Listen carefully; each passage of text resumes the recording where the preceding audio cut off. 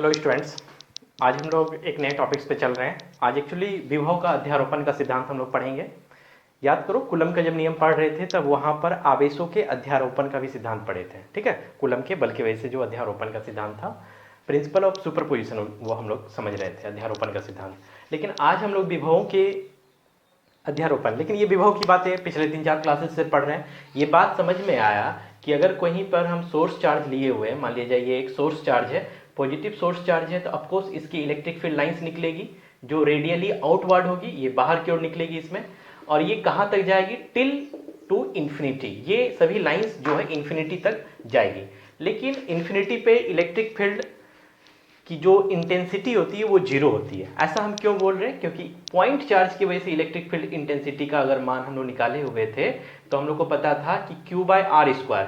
If r will be infinity, अगर हम r infinity distance पे बात करेंगे तो समथिंग बाय इंफिनिटी, अगर हम यहाँ इंफिनिटी या इंफिनिटी का स्क्वायर कर दें तो समथिंग बाय इंफिनिटी का मतलब हो गया जीरो, तो फाइनली टोटल टर्म ही जीरो हो जाएगा।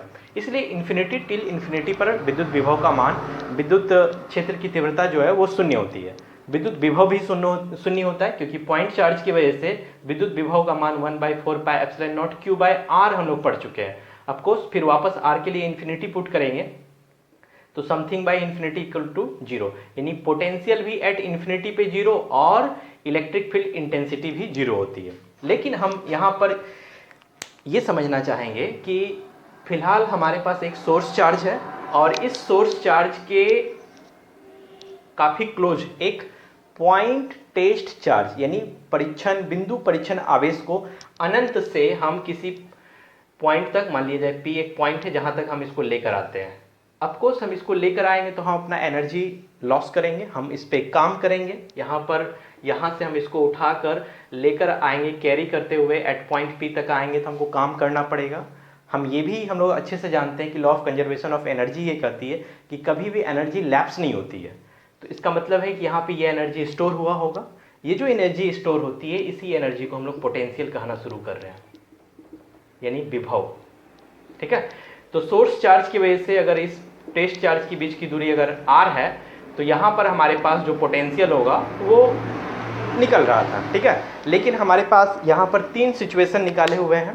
पहला कि अगर ये पॉइंट चार्ज की वजह से टेस्ट चार्ज पे पोटेंशियल देखेंगे तो भी पॉइंट A पर या पॉइंट P पर जिस पे हम बात कर रहे हैं उसका मान 1/4πε0 Q/r, डिस्टेंस जो r के लिए था, ये ऑलरेडी इसकी डिस्कशन हो चुकी है। लेकिन फिलहाल आज हम लोग बात करने वाले हैं डाइपोल की वजह से जो पोटेंशियल बनेगी। तो डाइपोल की वजह से 3 अलग अलग सिचुएशन पे पोटेंशियल बन रहा था। ये हमारे पास इक्वल एंड अपोजिट अमाउंट का, equal amount and opposite in sign या अपोजिट इन चार्ज का डाइपोल है, जिसके बीच का सेंटर O है और इसकी बीच की टोटल दूरी 2l है।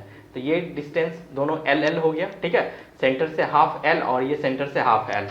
ये जो लाइन से, इसी को एक्सियल लाइन कहे थे। इसी एक्सियल लाइन पे कहीं पे पॉइंट P या M अगर हम लोग ले लेते हैं और जहाँ पे हम टेस्ट चार्ज को Q रखे हुए थे तो अक्षीय रेखा, इसी को अक्षीय रेखा पर कहे थे। तो अक्षीय पर विद्युत विभव का मान 1/4πε0 P/r², ये हमारे पास मान निकल कर आया था। ठीक है, P/r², ये अक्षीय रेखा पर निकल गया था। लेकिन इसी सेंटर से अगर हम लोग एक परपेंडिकुलर लाइन खींचेंगे तो इसी को विषुवतीय रेखा कहे थे। विषुवतीय रेखा सेंटर से डाइपोल के साथ वो 90 डिग्री पे कोण बनाती है और भी विषुवतीय रेखा। ठीक है, विषुवतीय रेखा पर जब हम विभव निकाले थे तो वो मान हमारे पास कितना आया था, 0। लेकिन इस अक्षीय और विषुवतीय रेखा के अलावा भी एक और सिचुएशन बनती है जिसको हम लोग सामान्य बिंदु या any point from the centre से कहीं पर भी कोई बिंदु हम P ले लेते हैं जो सेंटर के साथ ये थीटा एंगल पुट करता है। तो इस स्थिति में इस पॉइंट P पर विद्युत विभव का मान क्या था, जो विभव का मान सामान्य स्थिति पे अगर हम लोग बात करें तो हमारे पास जो मान निकल कर आया हुआ था, जिसको कि हम लोग लास्ट क्लास पे समझे भी थे, 1/4πε0 P cos θ/r²। ये फार्मूला लास्ट क्लास पे प्रूफ करके हम लोग निकाले हुए थे। ठीक है, जहाँ पे हम लोग ये समझ पाए थे कि किसी भी पॉइंट पर थीटा एंगल से अगर विभव हम लोग को निकालना है तो उसके लिए 1/4πε0 P cos θ/r² का फार्मूला हम लोग आसानी से पुट करके सॉल्व कर लेते हैं। लेकिन आज हम लोग इस पे बात करने वाले हैं कि किसी चार्ज की वजह से जो विभव बनता है, तो हम लोग तो या तो एक पॉइंट पे देखें या दो पॉइंट पे देख रहे हैं, लेकिन अगर हम एक चार्ज के यानी पॉइंट चार्ज का एक समूह ले लें जहां पर एक नहीं कई सारे पॉइंट चार्ज होंगे, तब विभव कैसे निकलेगा उसको हम लोग समझते हैं। देखो यहाँ पे विभव अध्यारोपण का सिद्धांत हम लिखे हुए हैं। क्या कहता है? आवेशों के अध्यारोपण के सिद्धांत के अनुसार आवेशों के समूह के लिए उनके विद्युत क्षेत्र में स्थित किसी बिंदु पर परिणामी विभव का मान उस बिंदु पर प्रत्येक आवेश के कारण अलग अलग विभवों के बीजीय योग के बराबर होता है। बीजीय योग के बराबर होता है, इसी को हम लोग समझेंगे। देखो यहाँ जैसे मान लीजिए कोई एक पॉइंट हम पी ले लेते हैं, ठीक है।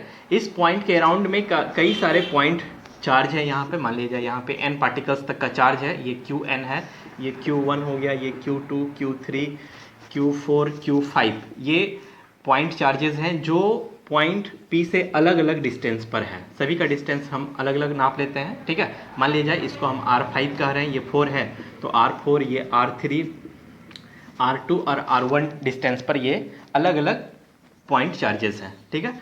ये पॉइंट चार्ज जो है वो पॉइंट P पर या इन सभी चार्ज की वजह से पॉइंट P पर क्या पोटेंशियल यानी क्या विभव बनेगी, उसी को समझने का हम लोग इसमें प्रयास कर रहे हैं। बेसिकली विभव अध्यारोपण का सिद्धांत यही कहता है कि इस बिंदु पर जो विभव आपको मिलेगा वो सभी के बीजीय योग के बराबर होगा, यानी सेपरेटली Qn से P के बीच जो विभव बनेगा जिसको कि हम Vn कहेंगे, Q5 से लेकर P के बीच में जो विभव बनेगा जिसको हम V5 कहेंगे, P से लेकर Q4 के बीच में जो विभव बनेगा जिसको हम V4 कहेंगे, वैसे इसको V3, V2 और V1 विभव जो कहेंगे, इन सभी विभवों का जो मान होगा उसका बीजीय योग यानी गणितीय योग।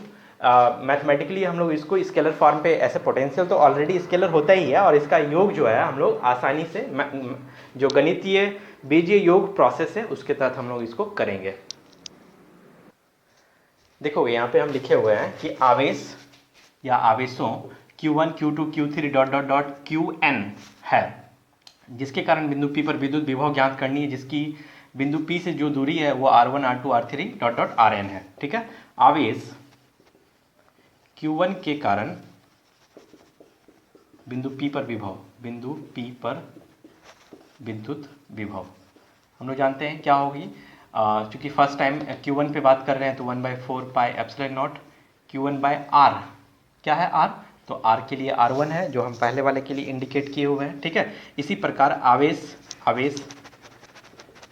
Q2 के कारण विद्युत विभव का मान क्या होगा? V2 1/4 pi epsilon not Q2/R2। इसी तरह से हम Q3 के लिए भी बात निकाल सकते हैं, V3, ठीक है। V3 जो विभव निकलेगा 1/4 पाई एप्सिलॉन नॉट Q3/R3। इसी तरह से आवेश NQ के भी लिए ले लेते हैं। आवेश Qn के कारण बिंदु P पर विद्युत विभव वो क्या हो जाएगा? Vn equal to 1/4 pi epsilon naught Qn by distance कौन है? Rn, ठीक है।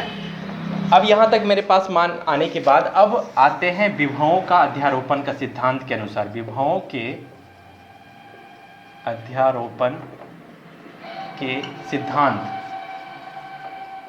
के अनुसार बिंदु P पर कुल विद्युत विभव, कुल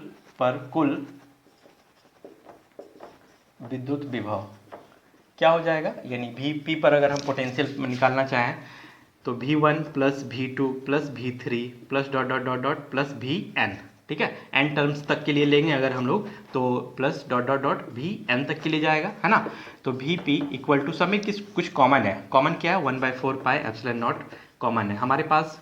Q1/R1 plus Q2/R2 plus Q3/R3 plus dot dot dot Qn/Rn ये मान निकलेगा। यानी किसी भी पॉइंट पर पोटेंशियल जो होगा टोटल उसके बीजीय योग के इक्वल होगा, ठीक है। इसको अगर हम लोग चाहें तो समेसन के फॉर्म पे अगर कन्वर्ट कर ले, V equal to 1/4 pi epsilon naught summation I equal to 1 से लेकर हम लोग n तक चलेंगे, ठीक है।